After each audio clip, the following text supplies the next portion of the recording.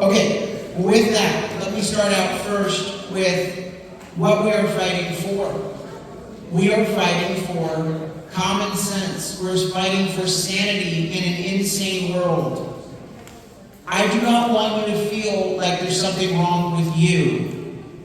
And I don't want you to feel like the situation is hopeless. Because the media wants you to think that. The liberals who control our state, they want you to give up hope. They want you to flee this state. Every time a common sense voter flees the state of California, a smile goes on their face because it's one less opponent that they're going to have to worry about. Because I think they know that their ideas are awful for the general public. They serve as part of a corrupt system, a broken system, and the only people that benefit from the corrupt and broken system are the wealthy, the powerful, the special interests, the dark money super PACs that are funded for those campaigns. They benefit, and guess who gets stuck with the bills? You and me. Average Californians are seeing their cost of living skyrocket. They coddle criminals as part of their bizarre far-left philosophy that somehow criminals are the victims and society has done them wrong. Who pays the price? You and I pay the price with higher prices from the theft. And of course, many of us have members of our family and our friends who've been victimized by violent crime.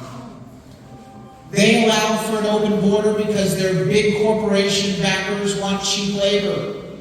And in the meantime, fentanyl drugs are flowing across, and it's now become the leading cause of death for children 18 and younger. Can you imagine that? The leading cause of death for kids 18 and younger is a fentanyl drug overdose. And it's coming from our open border. Or the fact that we have terror watch suspects coming across the border threatening our national security.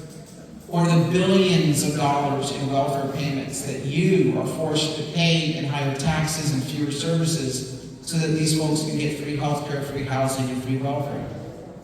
And then, of course, finally, if you have kids, your children don't get the quality education that they deserve. Their futures are limited by an education system that fails them. Oh, but by the way, they will be told what their personal pronouns are in kindergarten.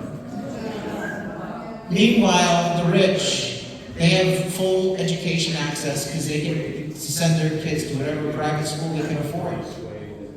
We have real pain in California, and that is why we have a record number of Californians fleeing the state.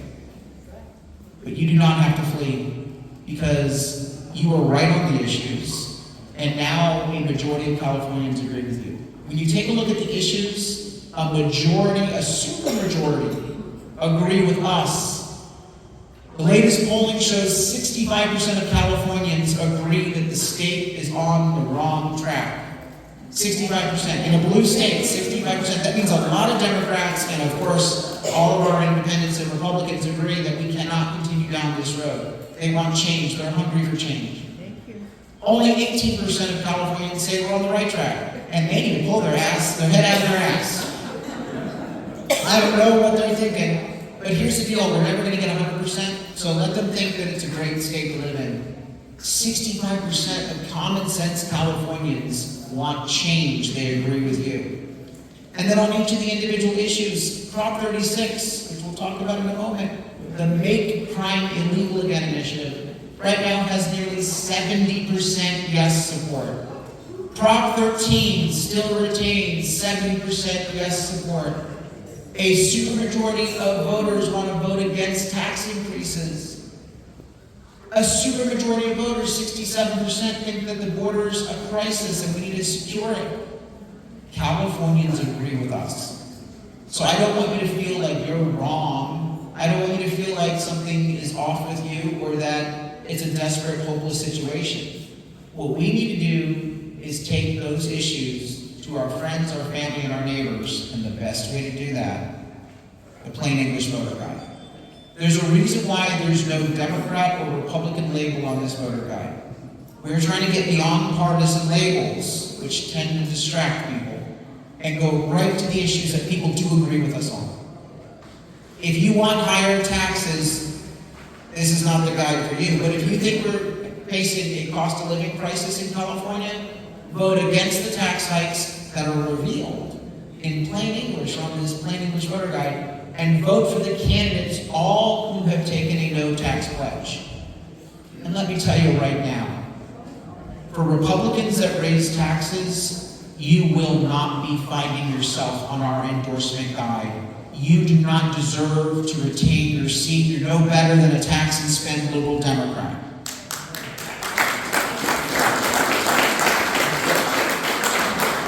For school board, we only endorse the pro-parent candidates who want to get back to basics.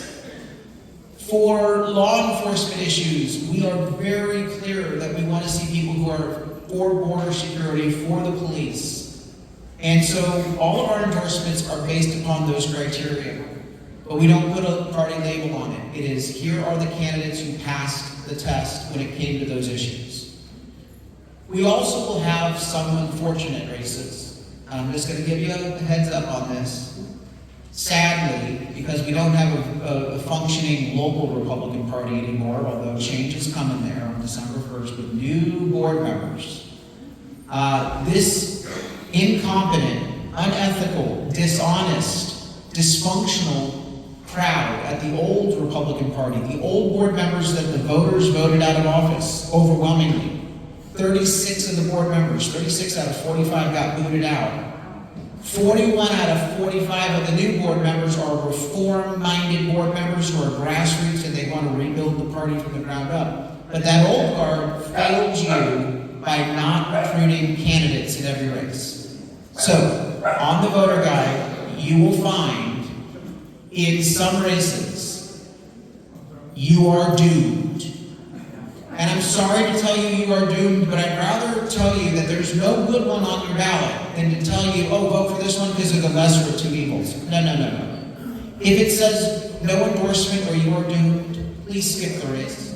Don't even give those liberals the satisfaction of a vote in this election. Skip the race. There's also some votes where you will have more than one vote that you're allowed to vote. So, for example, in some of the school board races, they say vote for the two people that you think are best. We may only endorse one. So please do not throw your second vote to someone not on the list. Do what we call strategic voting. Vote only one vote, even though you're given two votes, to make sure that that one reform-minded candidate gets onto that board. And we've been very successful with strategic voting in getting some of those reformers onto these boards when we have multiple votes. Okay, so that's how the voter guide works. So let me go through voting in general. How do you vote in this election? The first thing you need is you need a ballot. Your ballot. Ma'am, can I see your ballot real quick? I promise I'll give it back. I'm not a Democrat. I won't steal it. And can I have your book, please? Thank you very much. Can you have your book as well? Your book. There you go. There you go. I'll give it back, I promise. Usually I bring my own props. So she brought her ballot. Your ballot comes in an envelope like this. When you open this up, there's an envelope inside of an envelope. The envelope is yellow on one side, white on the other. You will also have a ballot. It is printed on cardstock paper, heavy paper. It's legal size. If you do not have this, you cannot vote. And if you do not have this by today, Saturday the 12th, this is not coming in the mail. How many of you have not received your ballot yet? Don't worry, about 2 or 3 of you, I'm going to fix that real quick, okay? But the first thing you need is you need your ballot. The second thing I want to explain to you about the ballot is that when you fill it out, the cardstock legal paper, you can use black or blue pen.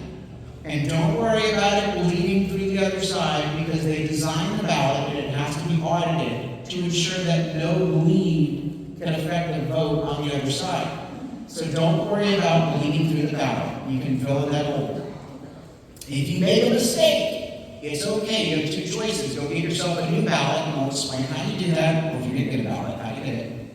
Or you can just simply tell them what your intent was. And if you make a mistake, just exit out and say, no, I want this one. You can even write a little short little novel there. Now, what will happen is when they run it through the machine, that race will flag, and they will then have to look at your ballot, and they will determine what your intent was. So you can either fix it on your ballot, easy peasy, or you can go get yourself a new ballot. All right, so don't worry about it. Don't worry about bleeds.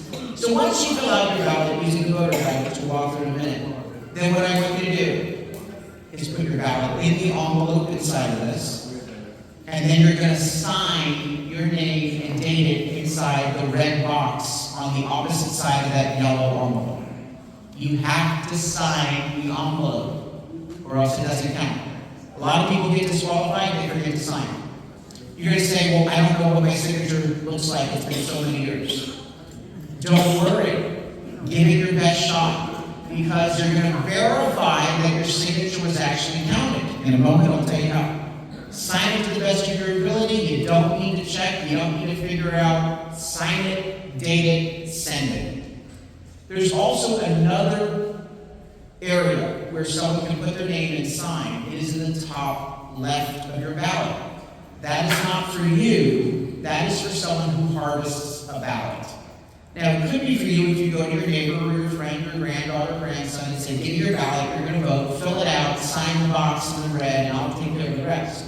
If you do harvest someone's ballot, you will then print your name and sign that top left portion. For those of you giving us your ballots today, we have a lock box on the way out. Our staff member who's in charge of the ballot harvesting, that member will specifically fill out that because they're the one harvesting and returning their ballot to the registrar of voters office. That's how you vote. And you must vote. Please vote either today by giving it to us and harvesting, or put it in the mail today or Monday at the latest next Thursday or Friday. Nothing through the mail past next Friday. But I don't trust the mail, right? It's okay because you can verify that your mailman did the right job because you're going to track your ballot. So if you vote today or any day that you vote this week by mail, give it 72 hours. And then what you're going to do is go to the website, trackmyballot.org. Trackmyballot.org. It is on our Reform California website. Trackmyballot.org allows you to track your ballot, and you can verify usually within 72 hours, at the most 1 week, that it was received and counted. If your ballot does not show received and counted 1 week after you vote, this is why I tell everyone, vote early, because there's a process here. You give them a couple days to count it, to mail it, you give it a couple days to count it, you then verify it. After 1 week of returning your ballot, it should be processed in the mail, it should be processed at the registrar of voters. If it has not been counted, then you get this marvelous book out. What's this? This is from the county registrar of voters. When you open up this book, you'll find ballot descriptions, you'll find candidate statements. It's not really helpful.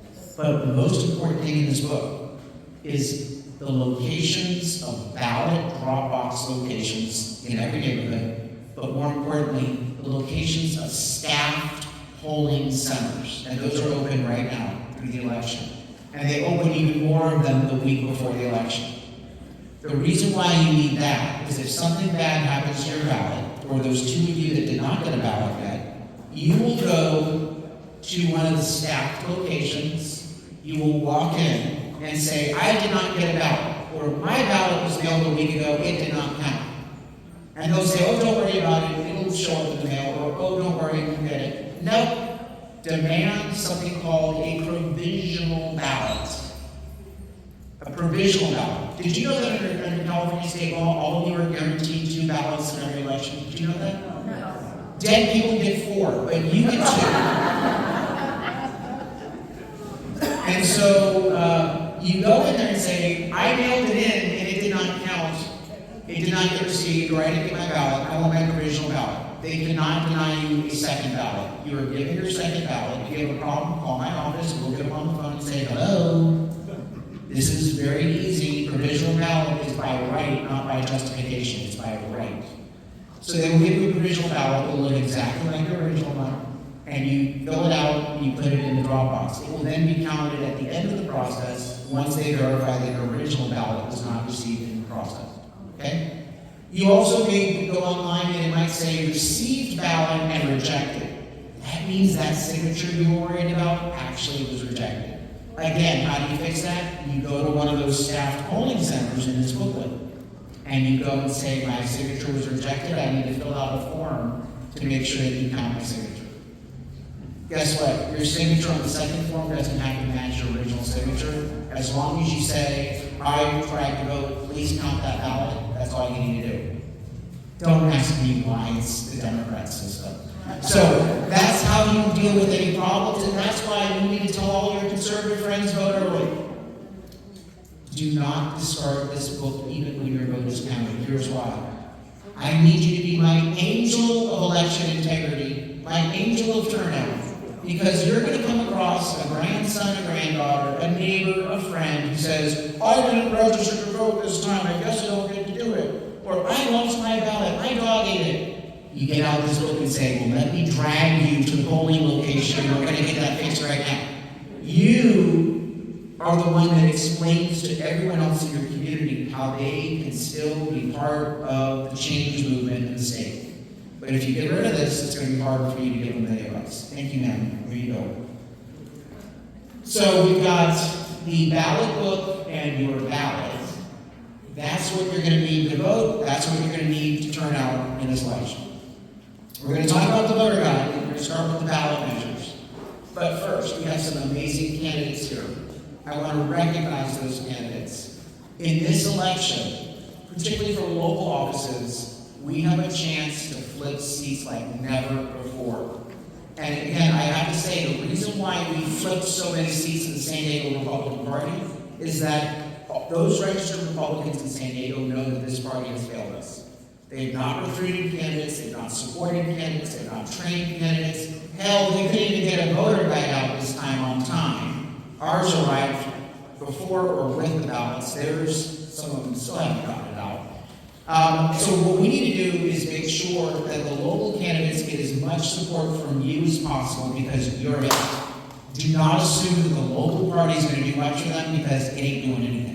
You need to help, and the best way to help these candidates is give your neighbors, friends and family, the plain English voter guide. I always say, people who use our voter guide, they come for the ballot measures because they know that they need a simple description, they just want to know what they're voting on. Come for the ballot measures, stay for the candidates, and boy, do they ever. You get them to use our ballot guide for the ballot propositions, inevitably, those voters flip it over and they vote straight, taken along with you.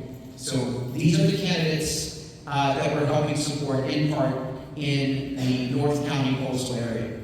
If you are a candidate, please raise your hand and stand up. Laura Bassett running for Oceanside City Council. Laura Bassett is running to retain a Republican seat on the city council. If she loses this seat, we might lose the majority in Oceanside. That would be terrible. If you know anyone in Oceanside, make sure that they vote for Laura Bassett, Jack Fernandez for the treasurer position, and Peter Weiss for city council. We've got to get all three of those local electeds across the finish line. Plus, Ryan Kine is running against Evil Esther, and we need to get her out of there. And we want to make sure that we can get a Republican mayor in Oceanside. So that's crucial for San In Carlsbad, we've got a Republican majority because Melanie Burkholder flipped a Democrat seat last cycle, and she was able to flip the council from blue to red in the most Democrat seat in the city. And let me tell you, she's a rising star in Carlsbad and on the coast. She's the one that's our quarterback. And the candidates running in Carlsbad, she helped us recruit. And we've got to get these candidates across the finish line because if they don't win, we lose that Republican majority that we just captured 2 years ago. So we have Tyler Collins running in District 2. Carlsbad.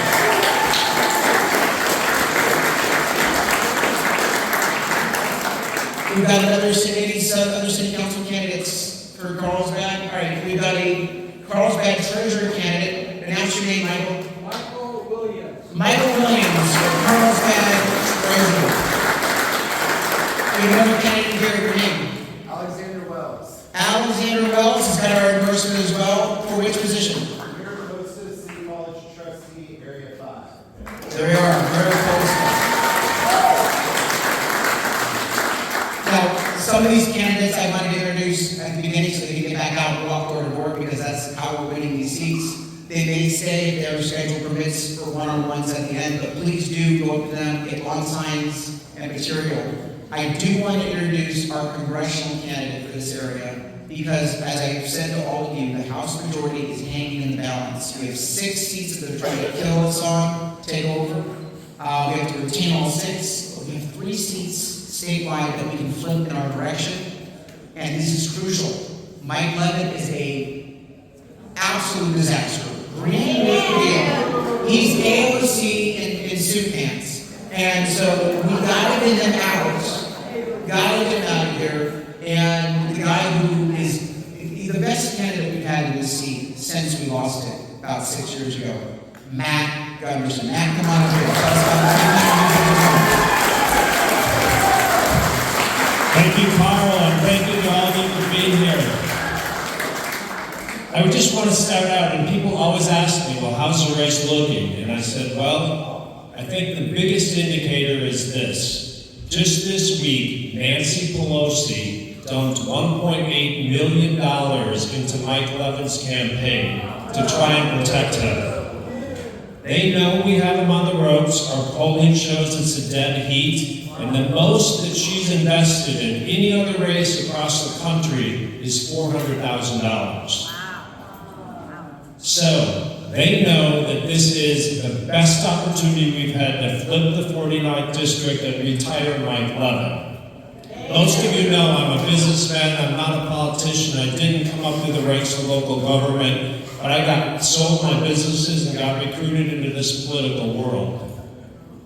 Well, Mike Levin comes home from Washington, D.C., and he tries to tell you all that he's a moderate, he's a bipartisan operator, and he's truthfully the biggest hypocrite there is. He goes to Washington, D.C., votes 98.7% of the time with the Progressive Caucus, the likes of AOC, Ilya Nomar, and Rashida Tlaib. He votes 100% of the time with the Biden-Harris administration. And then he comes home and tells the people in this purple district that is equally divided between Democrats, Republicans, and independents that he's a moderate, bipartisan consensus builder. You cannot look anybody in the 49th district with that extreme voting record with any integrity and credibility and say you truly are a bipartisan ball player. Just when you talk to your friends, I want to give you a little bit of fodder in terms of his voting record, because I'm sure you'll run into somebody who says, well, Mike Levin seems like a really nice guy. Well, you know what? He might be a nice neighbor, but he's dead wrong on issues. There were 17 border security bills that crossed his desk, 13 of which did have bipartisan support. He voted against all 17 of those. He voted against the SAVE Act. It simply ensures that only U.S. citizens vote in our elections. He not only wants those immigrants coming across the border, he wants them to vote in our elections and to vote Democratic. He's an original sponsor of the Green New Deal that is an antithesis to our country being energy independent. It spirals up our energy costs and is a driving force in our gas prices. He voted for the Inflation Reduction Act, the so-called Inflation Reduction Act, which drove up excessive spending in trillions, sparked inflation, and raided Medicare in the name of energy or electric car subsidies. That Inflation Reduction Act is nothing more than a Green New Deal bill misnamed. And lastly, he voted against the bill that would have banned biological boys from playing in youth girls sports. This is a man who has said our concerns about inflation are overblown. He has called the border wall unnecessary, ridiculous, and too costly. And as I said, he walks the line with AOC, Ilya Nomar, and Rashida Tlaib. She's gone. You know, Henry Ford said to us, way back when, if you keep doing what you've always done, you're going to keep getting what you've already got. Well, what we already got is a government that doesn't represent us. So I'm asking all of you to not keep doing what you've always done and sit idle this election cycle. As Carl said, we've got to talk to our friends, we've got to talk to our neighbors. We are in a turnout ball game. This is about getting people to vote. Not only in our polling shows that this is a dead heat, it shows at the presidential level in this district, the Trump-Harris game is only a 2-point ball game. And Biden won this district by 11 points 4 years ago. On top of that, I would tell you that it's the best environment for Republican candidates in the 49th district since 2012, when Mitt Romney beat the historic and charismatic Barack Obama here by 7 points.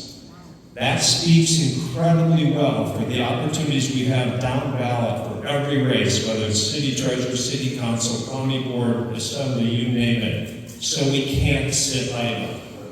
We've got this opportunity to flip the 49th. I want to thank you guys for being here. I want to thank Carl for giving me an opportunity to visit with you, because we have got to flip the 49th this cycle. It's the best chance we've had, and Mike Levin does not represent the interests and concerns of the 49th district. He can tell you he's moderate, he can tell you he's bipartisan all day, but as I said last night in our fan forum, just because you say it, Mike, doesn't mean it's true. So thank you very much for being here.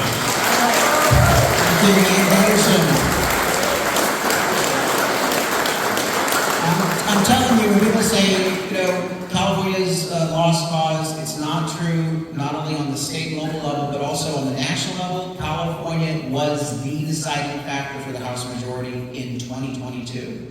We have the House majority by 3 seats right now. We won 7 toss-up seats in California in 2022. Without California, you have Speaker Nancy Pelosi and Majority Leader Rashida Tlaib. This is going to be insane. So I want you to understand how vitally important you are, not only in California, but to the nation's prosperity and security. We cannot give up the fight in California, or we lose the House majority, and that means no matter who's president, there won't be the sort of progress on these issues that we need. So let's go through this voter guide real quick. Statewide measures, 10 statewide measures on the ballot. And this is again, the number one thing that you're gonna get for your neighbors, your friends and family, to convince them to vote your way, is to go up to them and say, ay caramba. Wait, you're not at the border, sorry. Oh my goodness. The ballot is so big, and it's got 10 statewide measures and a bunch of local measures, and it's all deceptive. Yes means no, no means yes, and I found out they're hiding tax increases on the ballot. But fortunately for you, I've got the plain English voter guide. Boom, you had them at hello. They will take it, they will vote. So if they say, well, what are these measures? When you go to the plain English voter guide, we have a description of each, very short description. On the flyer we sent out, we made it even 1 line, very simple. But if people really want more, they want to do their full due diligence, we have a short explainer video for every ballot measure on the website, SanDiegoElectionGuide.org. It's an 8 to 10 minute video for each of them. Most people, they'll watch the first 3 minutes and then we've got them sold. But if they really want more in-depth analysis, they can go there and watch a video. So Proposition 2 and 4, these are the boondoggle bonds. $20 billion of borrowing, more debt, and you're not getting what they say you're getting on the ballot. Prop 2, they say, is going for the schools. A lie. Not a single penny in Prop 2 is required to expand classroom facilities. And in fact, Prop 2 requires that the contracts, the money and the grants, be given out to union-only entities, left-wing entities, who then give campaign future contributions back to Democrats. This is also what we call, in plain English, money laundering.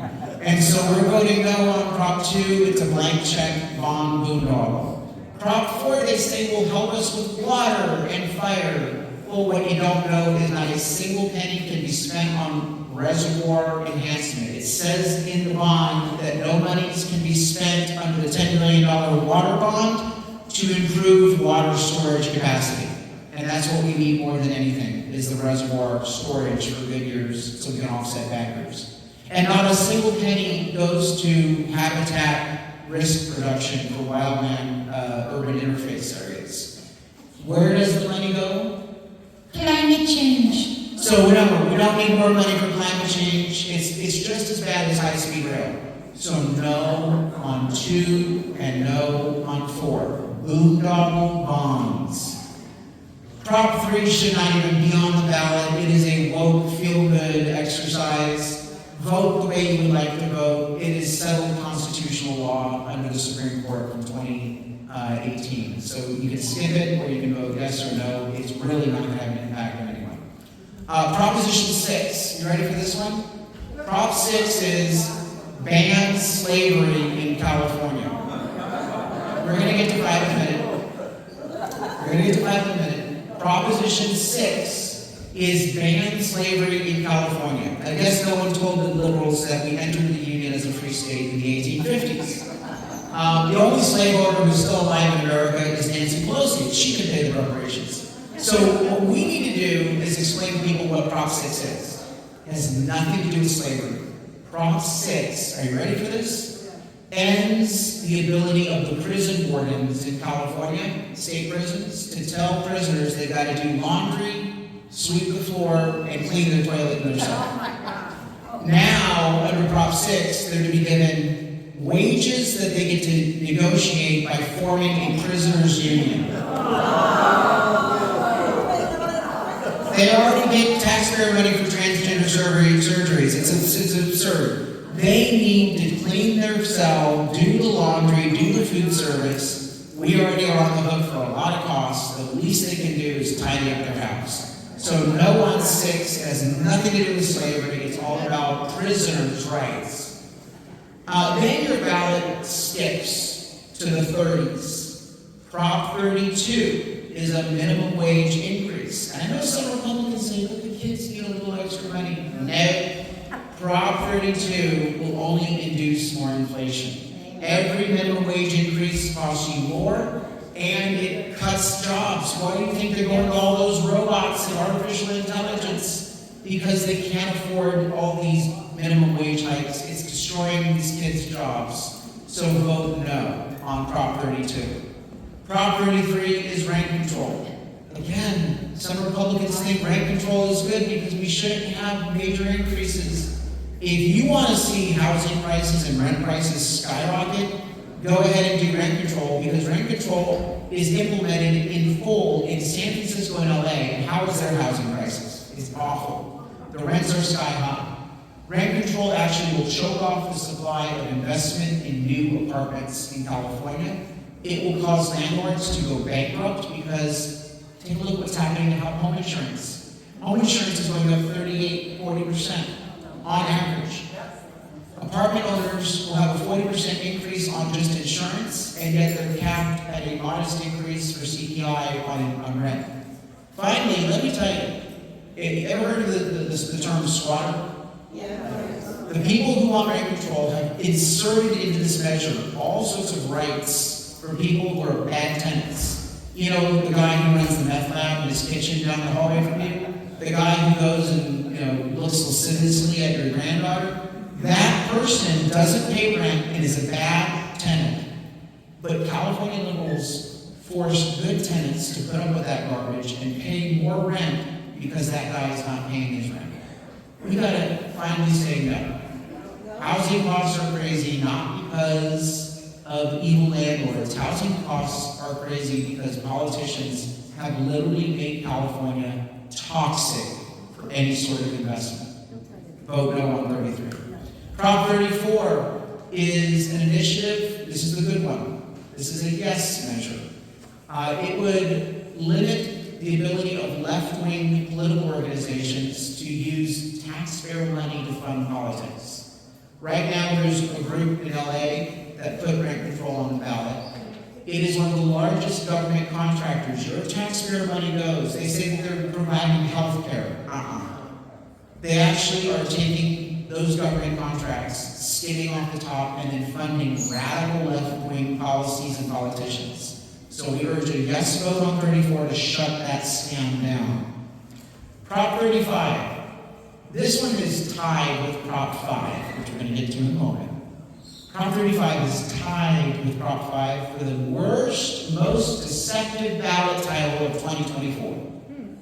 Prop 35 says, provides funding for Medi-Cal health services. No, it doesn't provide funding for Medi-Cal health services. It imposes a health insurance tax on all of us. And so it is a tax increase, and they don't mention tax increase in the title. There's no need for this initiative to guarantee Medi-Cal funding. If the politicians wanted to guarantee Medi-Cal funding, they certainly can do that every year in the budget. But these people are interested in only one thing, your pocketbook. And they will always lie to you, and they will dangle anything that's positive in our life. Potholes, police, firefighters, they never get the money, but the politicians always run to the bank with your dollars. No 135. So let me talk about two priority ballot measures. And this is where most of Reform California's attention is going to. We do a lot of work on the voter guide, but you will see on TV that Reform California is running ads specifically opposed to Prop 5 and in support of Prop 36. Because these two measures are do or die for us, literally, in California. Prop 5 has a title that says, provides infrastructure and affordable housing funding with vote. No, it is a gut of Prop 13. Prop 5 has nothing to do with affordable housing or infrastructure. Prop 5 guts our Prop 13 network of constitutional rights under Prop 13, that whole revolt, by making it easier to raise your taxes. It actually lowers the threshold for approving ad valorem property taxes at the local level from a 2/3 vote presently down to 55%. I'm telling you, that 2/3 vote is the only shield we have against the dark money lying mailers and ads that they run. Because with the 2/3 vote, it means that it's easier for us to stop tax increases. You get rid of that 2/3, they're going to run the table for the next 10 years. So vote no on Prop 5. It makes it easier for taxes to be increased by gutting key provisions of our Prop 13 framework. Prop 36 is a really good one. And in fact, this is I tell people this is the playbook for how we should be running campaigns in California on issues. Prop 36 is the Make Crime Illegal Again initiative in California. It gives police and prosecutors back the power, the tools, the ability to arrest and punish criminals. And that is why right now the polling shows it's about 60 to 70% yes vote. Problem is a bunch of rich billionaires are writing a bunch of checks. You know, it's always interesting that they live in mansions with gates, with private security companies. They don't worry about the smashing rafts. They don't worry about all this other nonsense. They like to sit there from their ivory tower and say, but the criminals, they're so hurt and they've been so mistreated.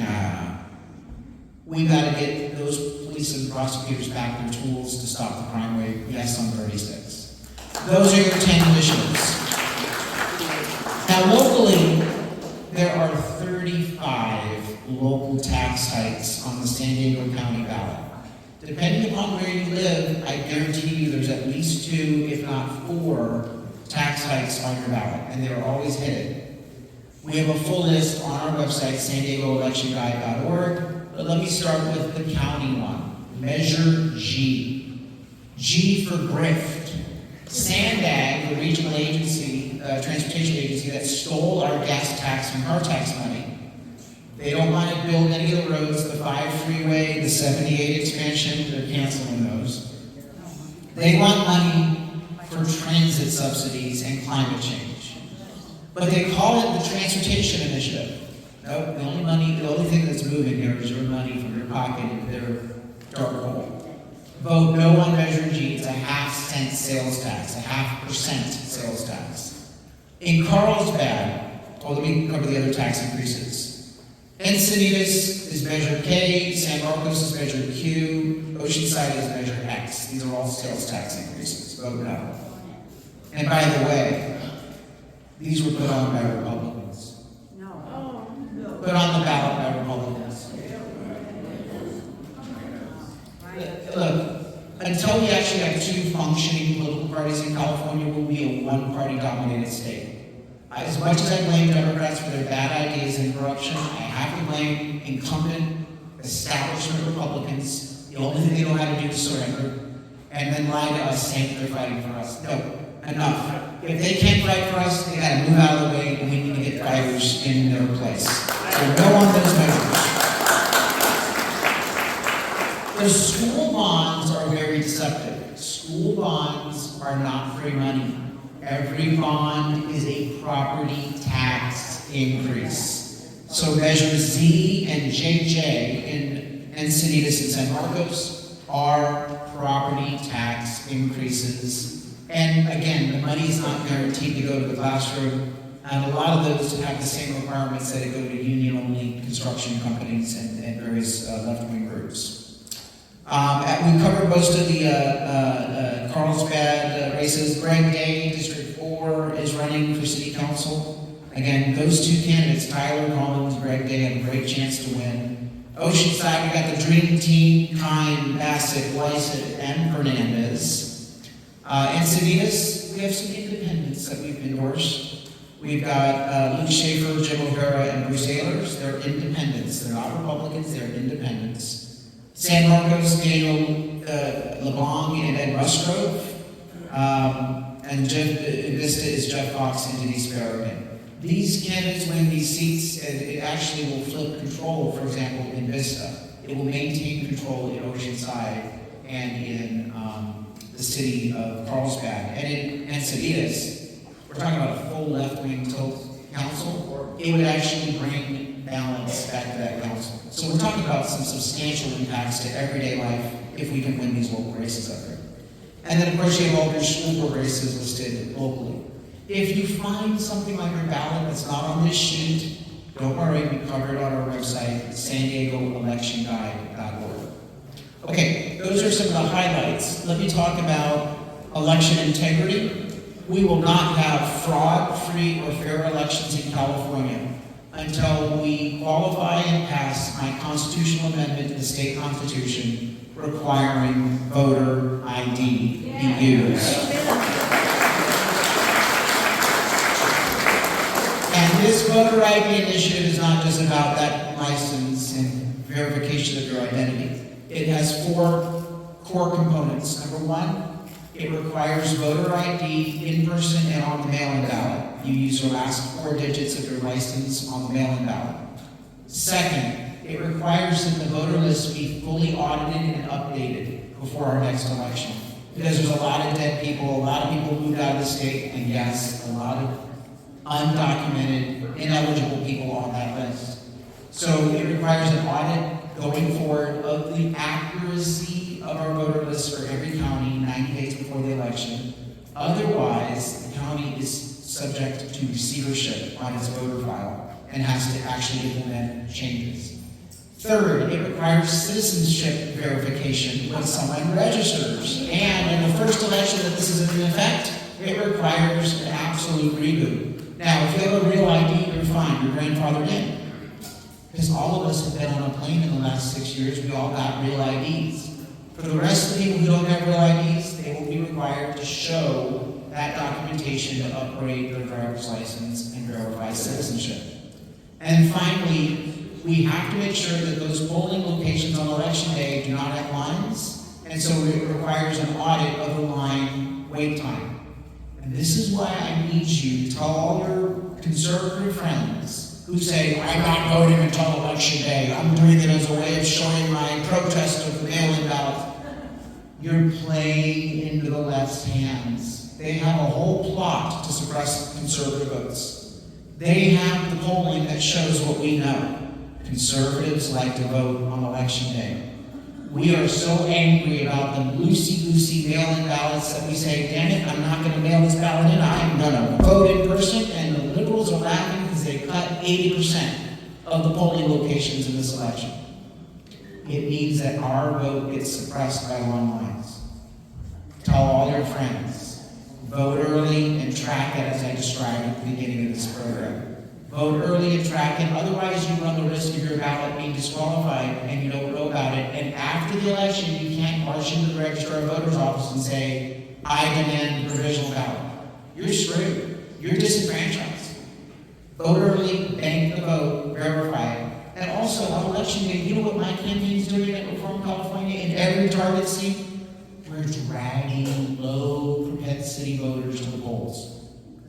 But the only way I can get them to show up is if I tell them, there's no line, we're gonna drop you off, you're gonna run in real quick, you're gonna vote, and then we're gonna get you home. We're also getting people with real problems. You know, your grandson says, Grandma, I'm not voting because I didn't register.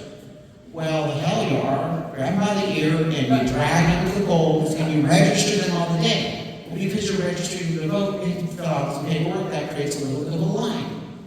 The fewer people that we have voting on election day, the easier it is for us to spike the ball and turn out the vote. And that's where these seats will be won.